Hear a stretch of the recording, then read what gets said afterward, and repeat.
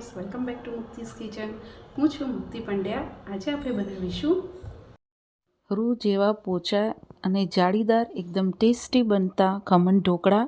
અહીંયા બહાર બજારમાં મળે ફરસાણની દુકાનમાં એવા ટેસ્ટી અને પોચા રૂ જેવા ખમણ ઢોકળા કેવી રીતે બનાવવાના એ બતાવવાની છું. અને તમને જો મારી રેસીપી ગમે તો મારી ચેનલને સબસ્ક્રાઈબ કરજો, બેલ આઇકન પર ક્લિક કરજો. તો ચલો હવે આપણે શરૂ કરીએ. ખમણ ઢોકળા બનાવવા માટે સૌથી પહેલાં બેસન લઈ લેવાનું છે. ખમણ ઢોકળા બનાવવા માટે તમે બેસન યુઝ કરો ત્યારે તમારે અહીંયા ચારીને લેવાનું છે. મેં અહીંયા 1 કપ જેવો બેસન લીધેલું છે. હવે પછી તમારે કોઈ બી એક વાસણ લઈ લેવાનું. ખમણનું ખીરું બનાવવા માટે તમારે એની અંદર સૌથી પહેલાં 1 ટીસ્પૂન જેટલું લીંબુના ફૂલ લેવાના છે, જેને સિટ્રિક એસિડ બી કહેવામાં આવે છે. એ લઈ લેવાનું. તમને અહીંયા 12 જેવા ખમણ બનાવવા હોય તો તમારે લીંબુના ફૂલ જ યુઝ કરવાના. લીંબુના ફૂલ એડ કર્યા પછી એની અંદર તમારે 3 ચમચી જેવું સાકર એડ કરવાની છે. પછી અહીંયા તમારે અડધી ચમચી જેવું મીઠું એડ કરવાનું છે. મીઠું અહીંયા તમારે સ્વાદ પ્રમાણે એડ કરવાનું. પછી આમાં આપણે 1/4 કપ જેટલું પાણી એડ કરવાનું છે. હવે આપણે જે આ લીંબુના ફૂલ, સાકર અને મીઠું પાણીમાં આપણે એડ કર્યું છે એ બધું સરસ રીતે આપણે પાણીમાં ઓગાળી લેવાનું છે.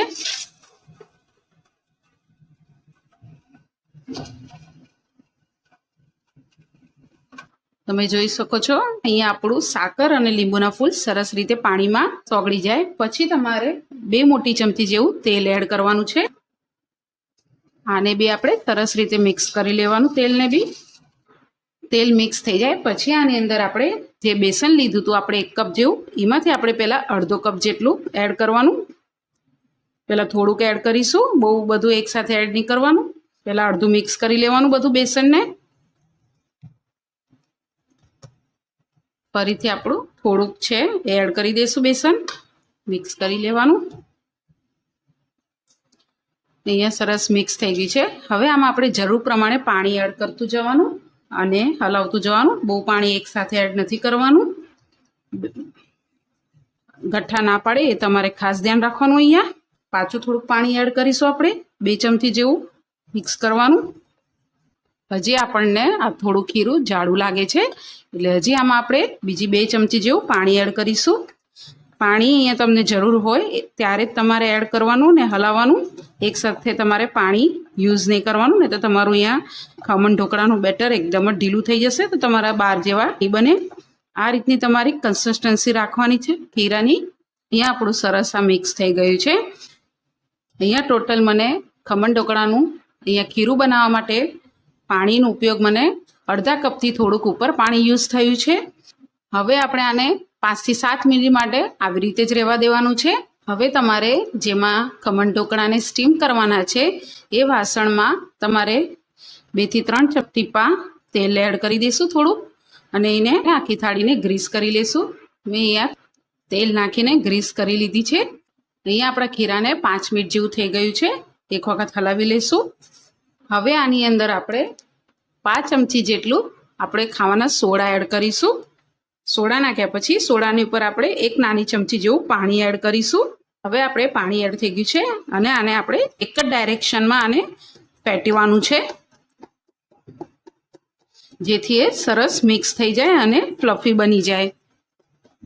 તમે જોઈ શકો છો કે સોડા એડ કર્યા પછી આપણું જે ઢોકળા માટેનું બેટર છે એ સરસ એવું ફૂલી બી ગયું છે. તમે જોઈ શકો છો આ રીતનું બનવું જોઈએ. જે ડાયરેક્શનમાં તમે એને ફેટ્યું હોય એ ડાયરેક્શનમાં તમારે એક વખત હલાવી દેવાનું અને પછી આને જે થાળીમાં કે જે ટીનમાં તમે ગ્રીસ કરીને રાખ્યું હોય તેલથી એમાં આપણે આ બેટરને એડ કરી દેવાનું. તમે જોઈ શકો છો અહીંયા આપણું બધું બેટર થાળીમાં આવી ગયું છે. ખમણ ઢોકળા બનાવતા હોય કે જે થાળીમાં તમે કે જે ટીનમાં તમે આ બેટરને કાઢ્યું હોય એમાં તમારે બેટરને એકદમ ઉપર સુધી ભરવાનું નથી, અડધું જ ભરવાનું, જેથી ખમણ ઢોકળા જ્યારે ફૂલે ત્યારે એને ફૂલવા માટે બી જગ્યા જોઈએ. એટલે તમારે આ રીતે જ અડધું જ ભરવાનું. હવે આપણે આને મેં પાણી પહેલાંથી ગરમ કરવા મૂકી દીધેલું છે. જ્યારે તમે ખમણ ઢોકળાનું બેટર રેડી કરો ત્યારે તમારે અહીંયા સાઈડમાં પાણી બી ગરમ કરવા મૂકી દેવાનું અને એની અંદર આપણે આ જે ખમણ ઢોકળાની થાળી છે એ આપણે મૂકી દઈશું અને એને પછી આપણે ઢાંકી દેવાનું. હાઈ ગેસ ઉપર તમારે આને 15 થી 20 મિનિટ માટે કે પ્રોપર એકદમ સરસ ખમણ ઢોકળા કૂક થઈ જાય ત્યાં સુધી આને આપણે સ્ટીમ કરી દઈશું. અહીંયા આપણે 12 થી 15 મિનિટ જેવું થઈ ગયું છે. ખોલીને જોઈ લઈએ. તમે જોઈ શકો છો આપણા ખમણ ઢોકળા સરસ એવા ફૂલ્યા છે.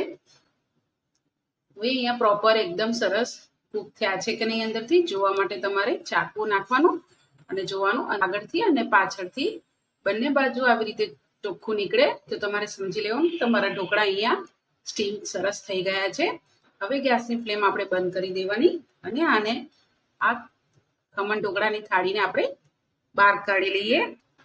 હવે આપણે અહીંયા આ ખમણ ઢોકળાની થાળીને આપણે બહાર કાઢી લીધેલી છે. હવે આને આપણે રૂમ ટેમ્પરેચર ઉપર ઠંડુ થવા દેવાનું છે. આ ઠંડુ થાય છે ત્યાં સુધી આનો વઘાર અને આના ઉપર સાકરનું પાણી આપણે યુઝ કરવાનું છે એની તૈયારી કરી લઈએ. એની માટે તમારે ગેસ ચાલુ કરીને કોઈ બી કઢાઈ કે પછી નાનું પેન લઈ લેવાનું. એમાં 2 ચમચી જેટલું તેલ એડ કરીશું. તેલ ગરમ થાય એટલે તમારે અડધી ચમચી જેવી રાઈ એડ કરીશું. રાઈને ફૂટવા દેવાનું. રાઈ ફૂટી જાય પછી 2 ચમચી જેવું આપણે સફેદ તલ એડ કરીશું. તલ ફૂટી જાય પછી આમાં આપણે 1 થી 2 ચમચી જેવા ઝીણા સમારેલા લીલા મરચાં એડ કરવાના. પછી આમાં આપણે અડધો કપ જેવું પાણી એડ કરવાનું છે. હલાવી લઈશું. હવે આની અંદર 3 ચમચી જેવી આપણે સાકર એડ કરવાની અને આ પાણીને 1 મિનિટ જેવું ઉકળે એટલું આપણે અહીંયા કૂક થવા દઈશું જેથી સાકર સરસ રીતે મિક્સ થઈ જાય. અહીંયા પાણી આપણું આ સરસ ઉકળી ગયું છે. હવે અહીંયા આપણે જે ખમણને રૂમ ટેમ્પરેચર ઉપર ઠંડા થઈ ગયા છે. હવે આને આપણે ચાકુની મદદથી કટ કરી લેશું.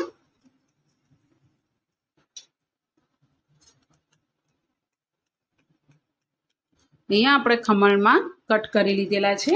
હવે આપણે આના ઉપર જે આપણે ખાંડનું પાણી અને વઘાર રેડી કર્યો છે એ એડ કરીશું.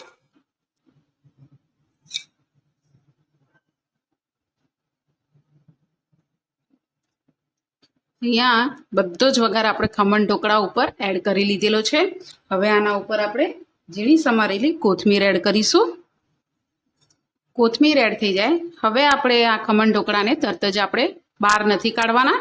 આને આવી રીતે જ 10 થી 12 મિનિટ માટે રેસ્ટ આપીશું જેથી આપણો વઘાર અને સાકરનું પાણી ખમણ ઢોકળાની અંદર સરસ રીતે આવી જાય. અહીંયા આપણી 10 મિનિટ જેવું થઈ ગયું છે.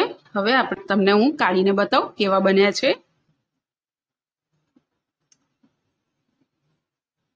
તમે જોઈ શકો છો આપણા ખમણ ઢોકળા એકદમ જ સરસ બન્યા છે. તમને હું બતાવું કેવા બન્યા છે. તમે જોઈ શકો છો ખમણ ઢોકળા સરસ એવા જાળીદાર બન્યા છે અને એકદમ જ સ્પોન્જી બન્યા છે. તમે જોઈ શકો છો દબાવીએ છીએ તો આરામથી એ ઉપર આવી જાય છે. પાછળથી બી એકદમ જ સરસ એવા જાળીદાર બનેલા છે. એટલા જ આ સોફ્ટ બન્યા છે. તમે જોઈ શકો છો અને આમ સ્પોન્જી બી એટલા બન્યા છે. તમે દબાવશો તો એ ફરીથી એના શેપમાં આવી જાય છે. તમે જોઈ શકો છો અને આપણું વઘાર અને સાકરનું પાણી બી અંદર સુધી આવી ગયું છે. તમે આ રીતે એક વખતથી જરૂરથી બનાવજો નાયલોન ખમણ ઢોકળા ઘરે. આ રીતે તમે એકદમ પરફેક્ટ ટિપ્સ ને જો ફોલો કરશો તો તમારા ખમણ ઢોકળા એકદમ જ આ રીતે બહાર જેવા બનીને રેડી થશે. અને આ એટલે જો મારી રેસીપી ગમે તો મારી ચેનલને સબસ્ક્રાઈબ કરજો, બેલ આઇકન પર ક્લિક કરજો અને લાઈક કરજો.